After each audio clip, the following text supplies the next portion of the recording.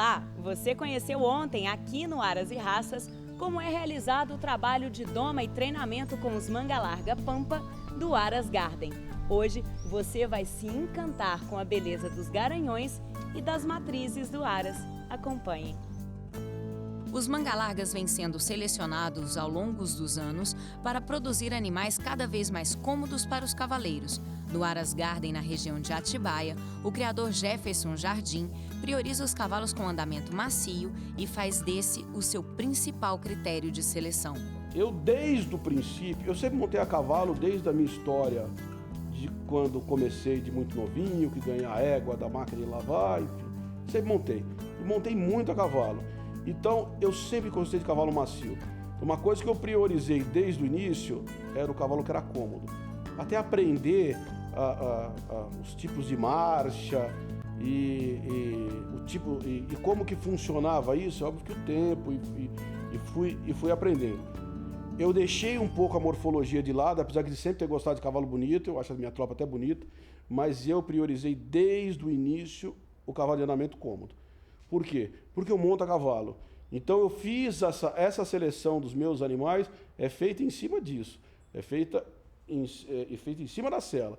Porque eu monto a cavalo, minha esposa monta a cavalo, a gente gosta de cavalgar, gosta de passear. Então eu experimento os animais assim. Então o início de tudo foi focado no andamento, focado no animal mais marchado, no animal mais cômodo, um animal com leve dissociação. Então eu sempre gostei disso daí. A pelagem pampa é uma variedade de cores dentro da raça manga larga criada por Jefferson.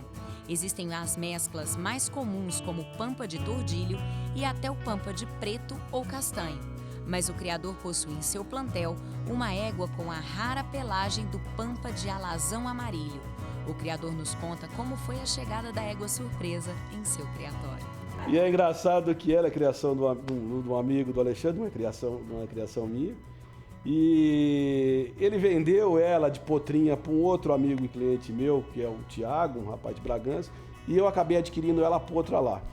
Consequentemente, passado um tempo, teve o leilão Celebridades, que é um leilão até conhecido na raça, e eu tinha que levar um animal de ponta, acabei levando ela. Mas eu levei ela numa situação assim: eu vou levar para mostrar e defendo na hora e não vou vender. Acabei que de última instância, acabei vendendo por uma cifra bem alta, e eu tinha pagado bem pouco nela quando mais potra. E ela já era uma potra já se formando égua e acabei vendendo uma cifra bem alta. Não resisti à tentação do dinheiro, vendi. Vendi e me arrependi. 3 anos depois, vendi pro Aras da Ginga, no Rio de Janeiro. Ele fez o leilão como ele faz todo ano e ele sempre põe no leilão, ele pinça alguns animais, alguns bons animais. E ele colocou ela no leilão. E aí eu fui até o Rio de Janeiro, saí daqui, fui até o Rio de Janeiro e falei assim: não, a gente vai porque eu vou trazer a égua de volta. Aí fui no leilão, comprei lá de volta por mais do que eu tinha vendido e ela tá aí hoje. Agora a gente está tirando os embriões, vamos tentar fazer aí os animais na pelagem dela, mas é muito difícil. Existe aí, se tiver uma dúzia de animais registrados nesses 100 anos de associação nessa pelagem, acho que é muito. É uma pelagem muito rara mesmo. No Aras Garden, o garanhão pampa de preto JJ Domênico do Garden é o principal raçador do criatório. Esse cavalo agrega, além da beleza, a marcha, a estrutura e o andamento tão desejado na raça, como nos conta o criador Jefferson Jardim. O Domênico é um cavalo que a gente acreditou desde potro. Ele fugiu um pouco do acasalamento que a gente fazia, porque eu tinha um reprodutor que chamava Jean aqui, que infelizmente faleceu no começo do ano passado. Era um garanhão homozigoto, foi até o primeiro cavalo, o primeiro equino nacional com teste de homozigoto feito nos Estados Unidos. Então isso acho que foi em 2005, até aí se ouvia falar nessa palavra homozigose, mas ninguém tinha uma comprovação disso.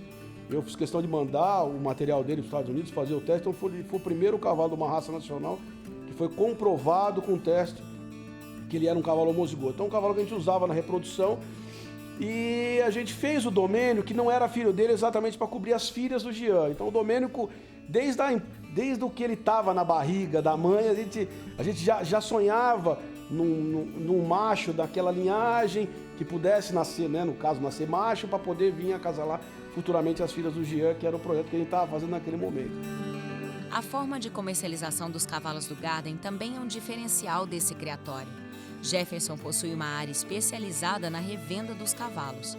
Vendo que a demanda por esses animais de pelagem pampa estava crescendo, o criador começou a vender as prenheses de éguas sólidas acasaladas com garanhões pampa.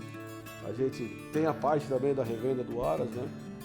Então, isso, de tudo que foi planejado no Aras, da parte de criação, de estrutura, de acasalamento, de tudo que a gente pôde fazer e estudar antes, foi estudado antes. A parte do comércio e a revenda, essa aconteceu por um acaso até, porque quando a gente começou com as éguas sólidas, né?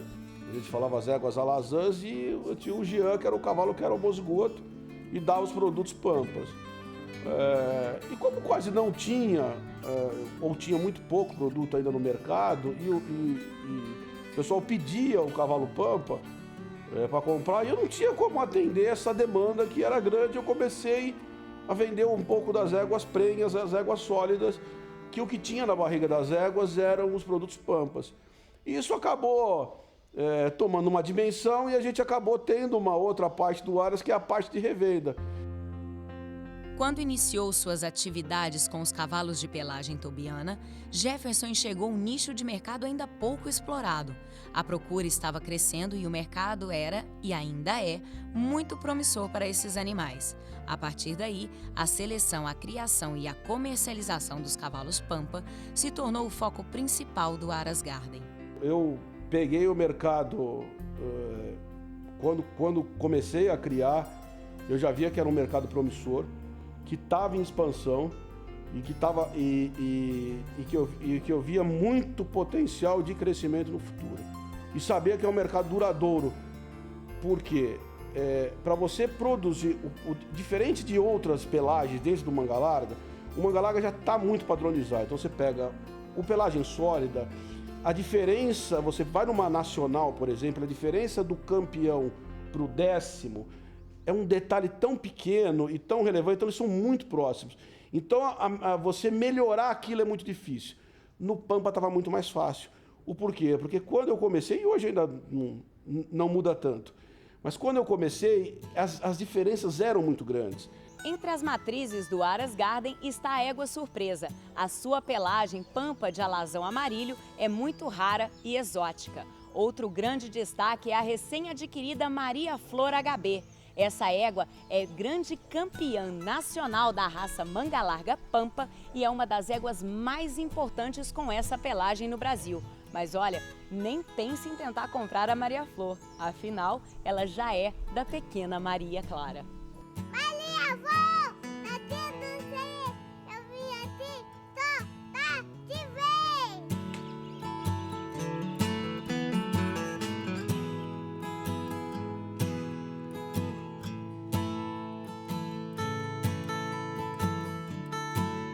Jefferson fala ainda sobre a sua maior preocupação quando está selecionando os acasalamentos em seu Aras. Sua prioridade máxima continua sendo produzir animais com alta qualidade de andamento e marcha. Até brinco com o meu peão, não me preocupo muito no campeonato final, eu me preocupo no campeonato de andamento. Então, para mim, quando eu ganho o páreo do andamento ou vou muito bem no páreo de andamento, essa é a minha felicidade, então eu vibro naquele momento. No programa de hoje você conferiu toda a beleza e qualidade genética dos garanhões e das matrizes do Aras Garden. No programa de amanhã você vai saber quais são os planos para o futuro desse criatório de manga larga pampa no interior de São Paulo. Não perca, eu te espero amanhã aqui no Aras e Raças.